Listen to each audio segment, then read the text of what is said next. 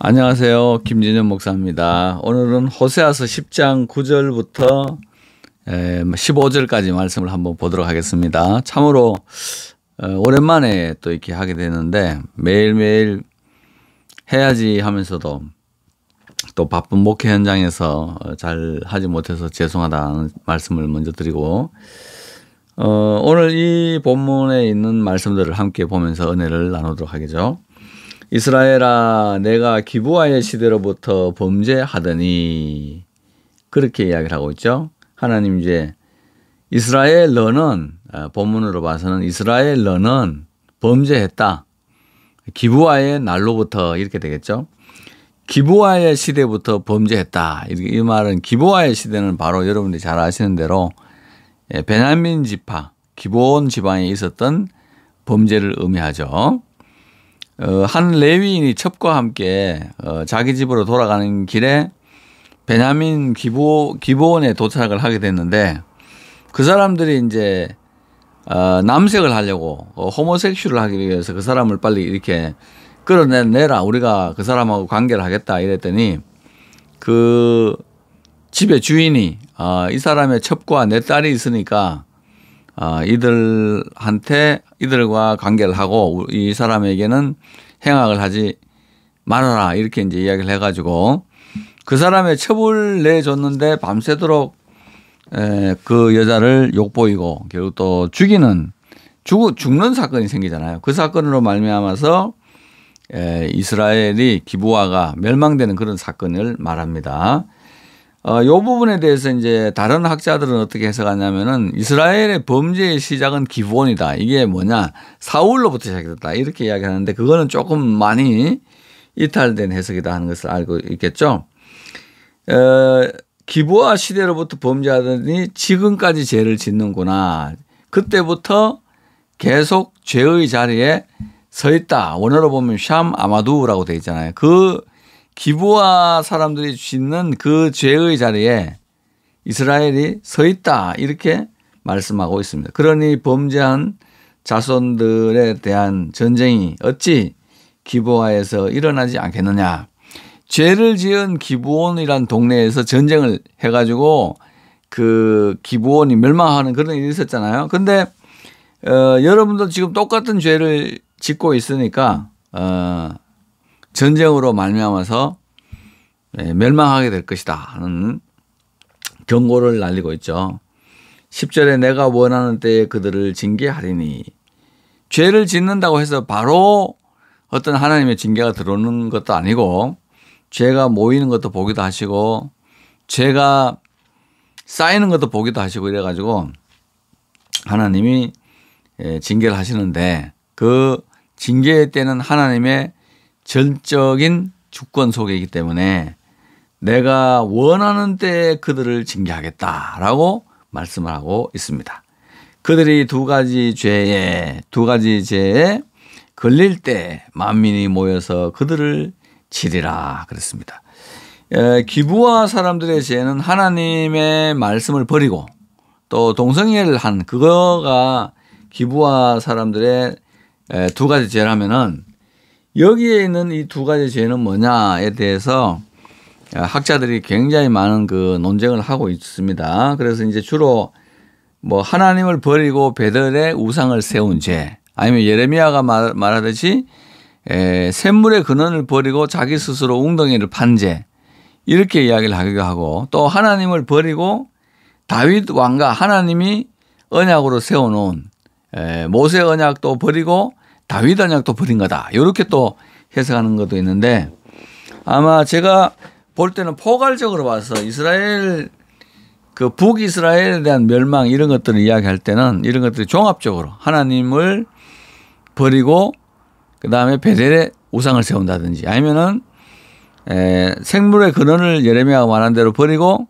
아니면 다른 우물을 파든지 아니면은 모세 언약을 버리고 동시에 다윗 언약을 버린 것. 즉 모세 언약을 버렸다는 것은 하나님 한 분만을 섬겨야 되는데 베델의 금송아지를 섬기고 있는 죄. 그걸 말하고 다윗 언약을 어겼다는 것은 다윗 왕가를 섬겨야 되는데 배반을 해가지고 10집 북이스라엘의 사마리아에 세운 왕을 섬긴 죄 이거를 의미하고 있는데 호세아의 문맥으로 볼 때는 다윗 언약과 모세 언약을 버리는 거. 이게 이제 제일 가까운 해석이라고 많은 학자들이 여러분들이 보면은 해석하고 있는 것을 볼 수가 있습니다.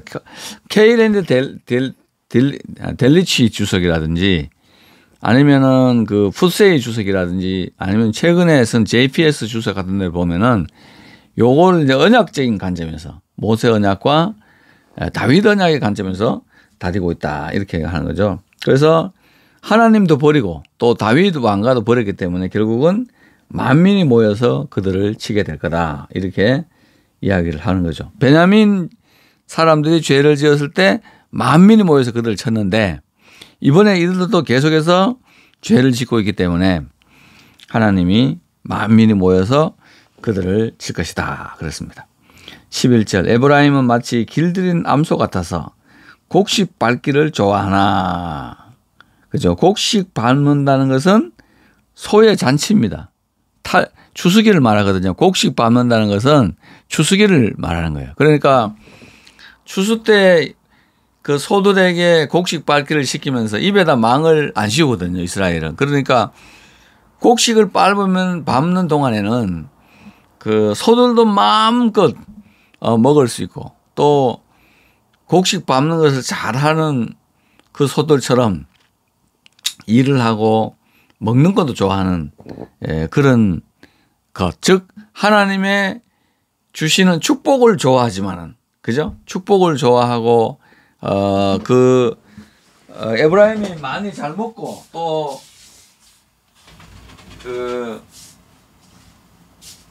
잘 먹고 영양 상태가 좋고 하다 보니까 목이 아름다워졌어요. 목이 아름다워졌는데 하나님은 그의 아름다운 목에 멍에를 메우고 그랬습니다. 멍에를 메운다는 것은 이거는 이방인의 왕을 섬기는 것들을 성경에서는 멍에 메운다 그러죠. 내가 너희들에게 멍에를 메운다.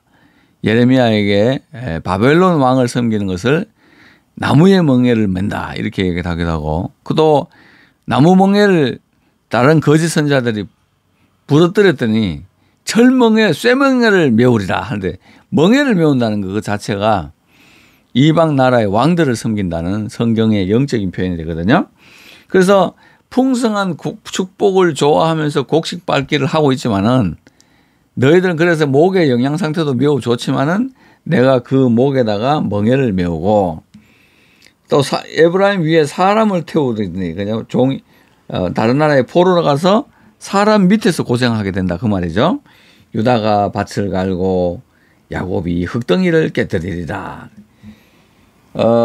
인간이 밭을 갈고 흙덩이를 깨뜨린다. 이거는 이스라엘 백성들이 애굽에서 하는 일이잖아요. 흙을 잘게 부셔가지고 그거를 아주 마사토라든지 가는 가루로 만들어가지고 그 가는 가루를 가지고 벽돌을 만들고 또 그 가는 가루를 사용해서 밭에다가 객토도 하고 하는 이런 일들이 있잖아요. 그러니까 흙을 다루어 가지고 그 흙을 가지고 성을 쌓는다든지 아니면은 흙을 가지고 밭에 객토를 해서 밭에 영양분을 더 채운다든지 이런 것들은 모두 다 이건 종들이 하는 일이잖아요.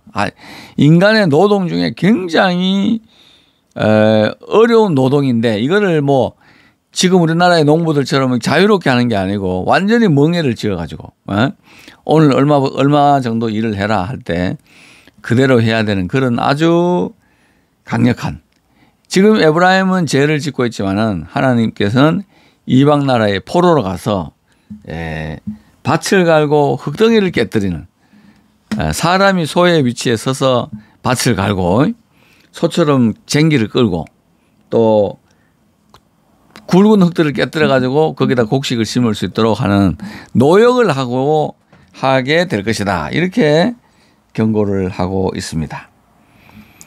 그러니까 이제 죄를 짓고 하나님 원하는 때 심판이 있고 심판의 내용을 먼저 선포한 다음에 너희가 자기를 위하여 공의를 심고 인애를 거두라. 그렇게 이제 선포하고 있죠.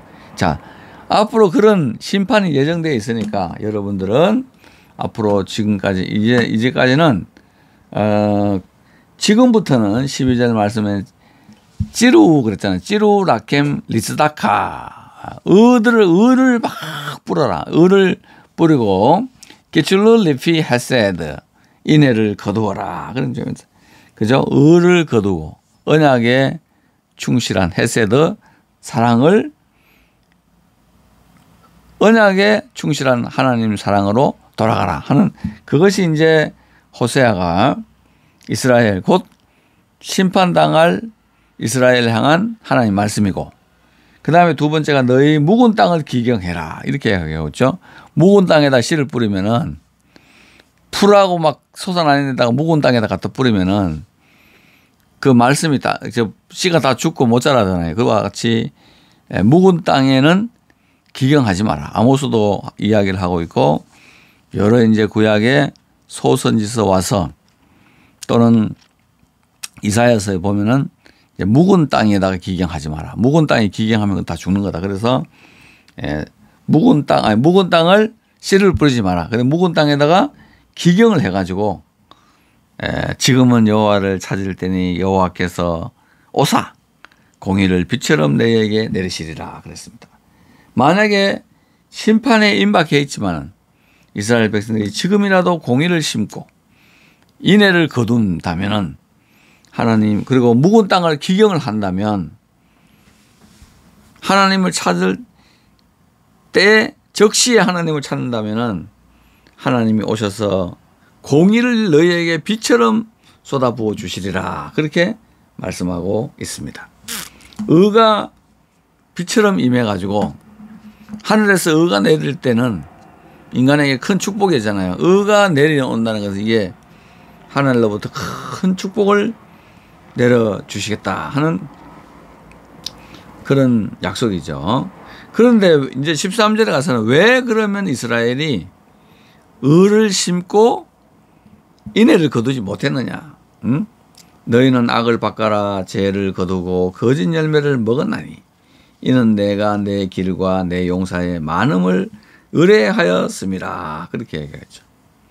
악을 바꿔라서 지금까지는 완전히 하나님이 살아라는 방식으로는 전혀 안 살고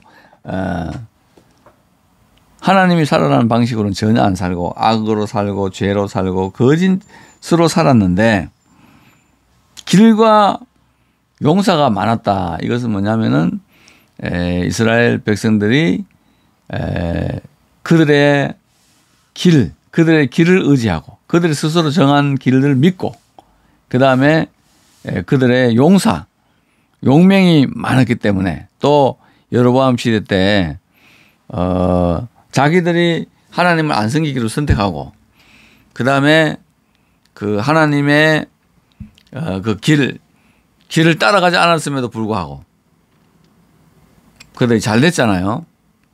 그러니까 이스라엘 백성이 점점 이제 그것 때문에 망했다. 그런 일들을 했기 때문에 너희들은 망할 것이다. 이렇게 얘기하죠. 그러므로 너희 백성 중에 요란함이 일어나며 산성이 다 무너지되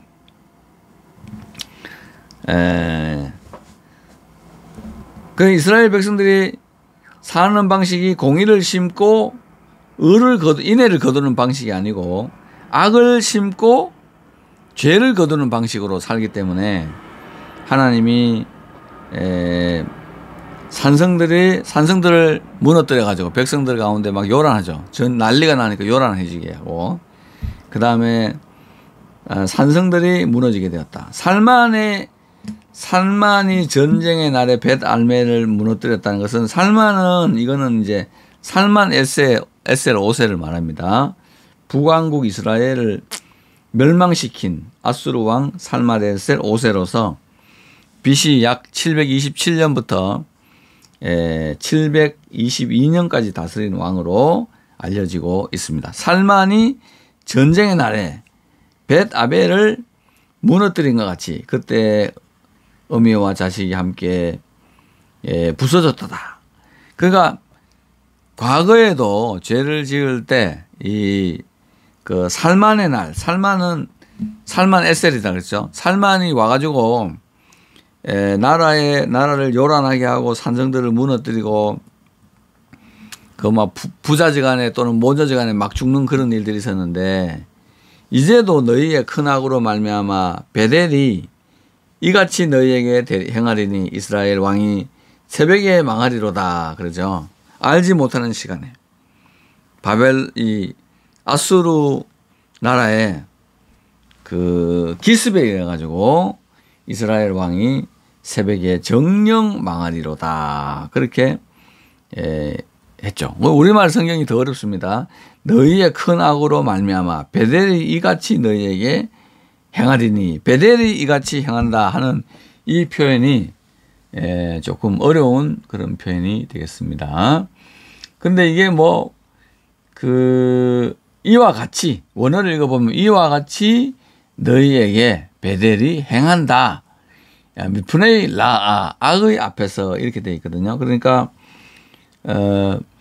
벳아벨이 그 살만 에셀 때 무너지는 것 같이 그다음에 베델도 그와 같이 무너져서 여러분들이 부자간에 또는 모녀간에 함께 부서지는 일들이 일어나게 될 것이고 이때는 이제 어머니와 자식이 부서지는 정도가 아니라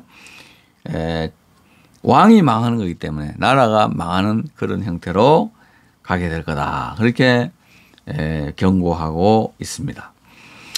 호세아는 결국은 이스라엘 백성들이 기브아의 시대 때부터 계속해서 죄를 짓고 있다는 거. 그다음에 죄를 짓기 때문에 하나님의 심판이 임박했다는 거. 그다음에는 하나님의 심판이 있지만 지금이라도 을을 심고 공의를 거둔다면은 지금이라도 을을 심고 인애를 거둔다면은 이제 살아날 가능성이 있다. 그런데 만약 그렇게 안 하면은 살만 에셀의 베델아벨을 망하게 한 것처럼 여러분들도 결국은 망하게 될 것이다. 베델도 결국은 이와 같이 멸망하게 될 것이다. 이렇게 경고하고 있습니다. 여기서 이제 벳아벨이 뭐냐 하는 거는 베델이라는 사람들도 있고요. 벳아벨은 그러면 확실히 베델인데 벳아벨은 아직까지는 이거는 찾지를 못한 거 아닌가. 이 지역을 이 지명으로 뭐 요한은 아로이는 이 지명이 있다 이렇게도 이야기를 하고 또 이게 구약 성경에 있는 벳아벨의 어떤 지역이다라고 이야기를 하는데 아직까지 학자들에 의해서 완전한 그런 동의는 이루어진 것은 아니다 하는 그런 말씀을 하고 있습니다. 그냥 하나님은 지금이라도 언제든지 하나님께 나올 때 을을 심고 인애를 거두면 크신 을을 내리시는 축복을 해 주신다. 이것이 이제 호세아를 통해서 우리에게 주시는 말씀이 되겠습니다. 죄를 짓다가 완전히 충만해지기까지 가지 않고 중간에 돌이키는 거 이거보다 더 큰 은총이 없는 거죠. 그래서 그런 은총을 소개해 주고 있습니다. 다음 시간에 뵙겠습니다. 감사합니다.